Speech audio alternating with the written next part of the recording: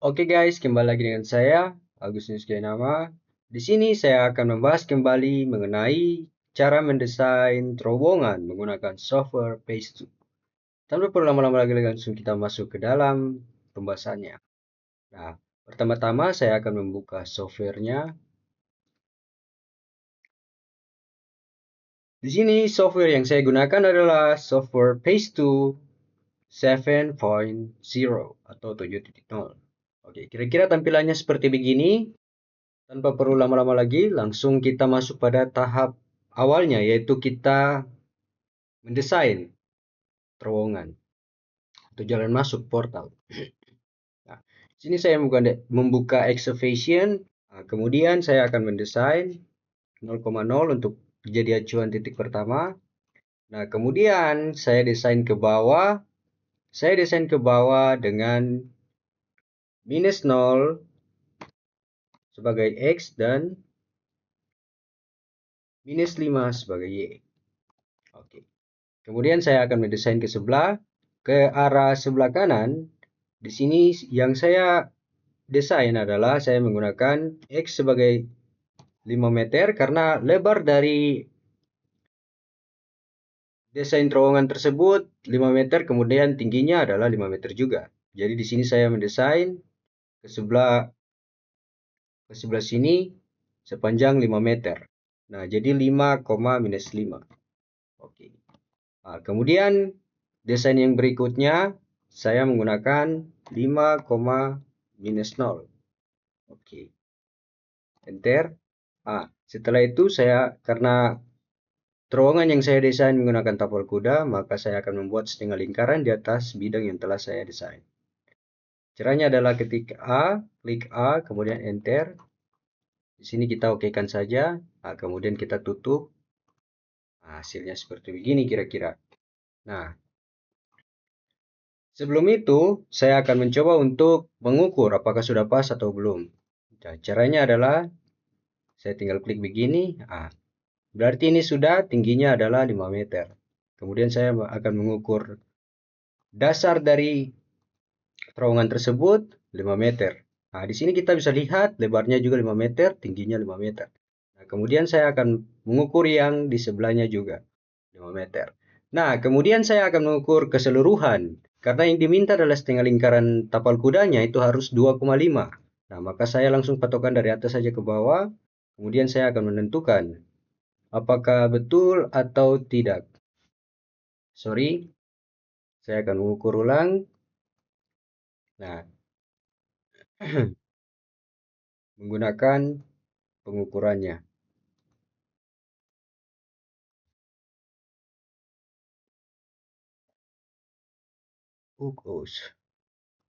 Sorry, ini agak ini. Maka di sini saya bisa lihat bahwa lebar dan tinggi adalah 5 meter, kemudian tinggi dari setengah lingkaran adalah 2,5, sehingga untuk tinggi keseluruhan adalah 7,5 meter. Nah, setelah saya sudah mengetahui panjang, lebar, serta ukurannya masing-masing, saya akan menghapusnya, kemudian saya akan masuk ke tahap selanjutnya, yaitu melakukan proses add eksternal atau menambahkan lapisan bagian luar dari terowongan tersebut, dari portal tersebut. Caranya adalah buka di boundaries, kemudian eksternal. Di sini kita naikkan, di sini ada dua pilihan, yaitu yang pertama boundary type.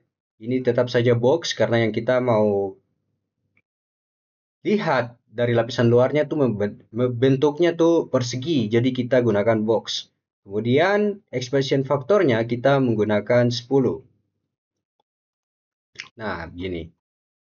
Setelah hasilnya sudah begini, kemudian kita klik kanan di sini, kemudian desain material, excavated. Nah, di sini untuk kita mengosongkan portal tersebut, sehingga lapisannya hanya di luar. Lapisan litologi ada di luar, kemudian yang di dalam ini kosong, karena kita tidak mendesain yang di dalam. Yang kita analisis hanya di luar terowongan tersebut. Nah, setelah ini, langkah berikutnya adalah kita buka di properties, kemudian define materials. Nah, di sini adalah nilai-nilai dari litologi yang akan kita input ke dalam lapisan tersebut. Nah, di sini nih saya punya jurnal yang saya baca sesuai dengan permintaan. Nah, di sini jurnal yang saya gunakan adalah kajian geologi teknik pada rencana pembuatan tunnel tambang bawah tanah. Nah, di sini yang saya ambil adalah datanya, data tabelnya, properties material. Nah, di sini yang akan saya desain adalah claystone. Nah, tanpa perlu lama-lama lagi, jadi saya sudah mengolahnya di Excel, kira-kira datanya seperti begini. Nah, kemudian dari data keseluruhan ini, saya telah rata-ratakan, di mana water content sendiri sudah dirata-ratakan, kemudian gamma B atau berat isi basah, berat isi kering, kemudian ada sensitivity gravity sampai Poisson ratio. Ini sudah saya rata-ratakan. Kemudian karena di satuan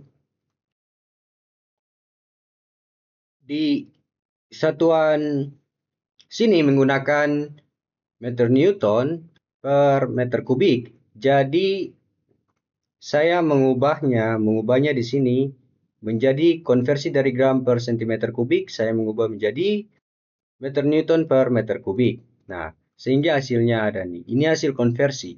Nah, langsung kita lanjut. Oh, sorry, ini dia keluar. Nah, kita ulang define materials. Nah, material ini di sini ada nama. Nama yang kita masukkan adalah sesuai dengan di tabel yang tadi. Jadi claystone. Claystone. Claystone. Nah, kemudian untuk material colornya saya memilih untuk memberikan warna biru. Kemudian untuk initial element loading, di sini saya menggunakan field stress dan body force. Nah, jadi field stress di sini ada bidang tekanan, kemudian ada body force. Nah, di sini ada data yang diminta adalah unit weight atau berat isi. Nah, berat isi ini akan saya isi dari hasil konversi yang telah saya bahas tadi. Jadi hasilnya adalah 0,01815. Jadi saya akan memasukkan di data tersebut. 0,01 0,01815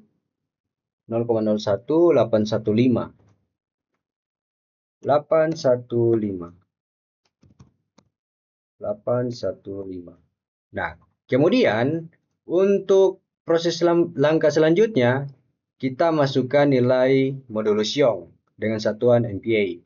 Nah, jadi di sini saya akan mengambil nilai modulus Young 196. Sesuai dengan rata-ratanya. Nah, kemudian untuk Poisson ratio adalah 0,2. 0,2. Oke, berikutnya di sini untuk failure criterion tetap saya menggunakan Morcolom. Kemudian material type di sini ada dua jenis. Kemudian di sini ada dua jenis, akan tetapi saya menggunakan elastik karena litologi yang saya gunakan adalah strukturnya adalah elastik. Oke, kemudian kita lanjut ke di sini ada tensile strength.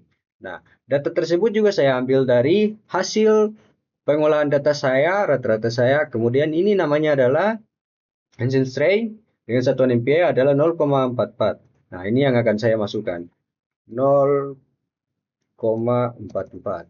Oke, berikutnya adalah friction angle. Peak dalam satuan di sini dia menggunakan derajat. Nah, di sini adalah sudut gesek dalam. Jadi saya akan ambil hasil pengolahan data saya. Ya, sudut gesek dalam disimbolkan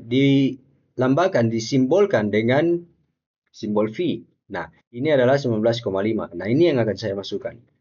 19,5. Oke, berikutnya adalah kohesi atau nilai kohesi.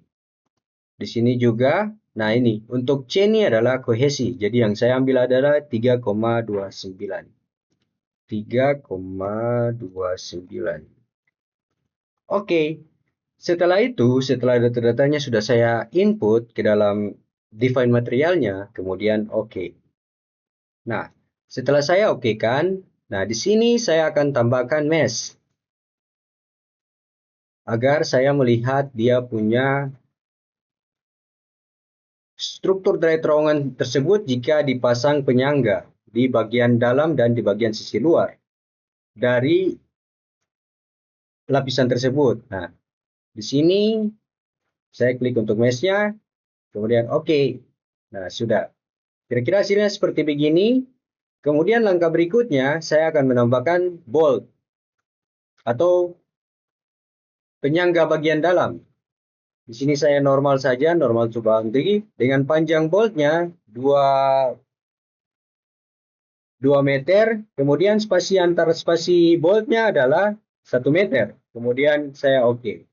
Nah, di sini tinggal saya pasangkan saja.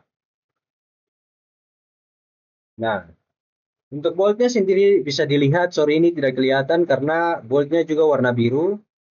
Tapi ini setelah saya pasang dengan panjang 2 meter, spasi antar boltnya adalah 1 meter. Nah, setelah dari sini saya akan melakukan proses seperti biasa compute, save projectnya. Di sini saya namakan underground mining, underground design tunnel. Sorry, bukan underground mining, tapi underground design tunnel. Design tunnel. Oke, kira-kira seperti begitu. Kemudian save. Nah, proses selanjutnya saya akan interpretasi atau interpret hasil dari desainnya saya. Compute. Nah, kira-kira hasilnya seperti begini. Nah, ini untuk nilai-nilainya yang telah saya masukkan. Ini yang pertama adalah total displacement. Kira-kira tegangannya dari berbagai arah seperti begini. Jadi kita bisa lihat di sebelah ada legendanya untuk penentuan dari, kita lihat. Jadi range-nya dari biru hingga merah. Jadi kalau biru itu dapat dikatakan aman. Akan tetapi jika ke bawah terus, jika dia menjadi warna hijau, kuning, hingga ke merah, maka itu semakin bahaya. Nah, kita lihat kira-kira hasilnya seperti begini. Ini untuk total displacement. Kemudian kita akan lihat untuk sigma satunya. Nah, untuk sigma satunya kira-kira seperti begini. Nah, di sini ada gaya sebesar 18. Kemudian di sini ada 10,5, 13,5, dan 10,5. Ini untuk sigma 1. Bisa dilihat juga kira-kira sepertinya untuk sigma satunya, arah tegasan sigma satunya tidak begitu berbahaya, namun itu harus dipertimbangkan juga. Karena sesuai analisis, kita harus terus memantau sisi dari terowongan tersebut agar tetap aman dari kejadian-kejadian yang tidak diinginkan. Nah, ini untuk sigma 1, kemudian ada sigma 3-nya. Kira-kira sigma 3 seperti begini. Di sini ada tegangannya 5, besarnya 1, kemudian 0 dan 1. Kemudian yang berikutnya kita akan melihat horizontal displacement. Nah, kira-kira besarnya seperti begini. Swing faktornya kira-kira seperti begini. Dengan angkanya sebesar ini. Oke, mungkin itu saja dari saya. Jika ada salah kata mohon dimaafkan dan see you.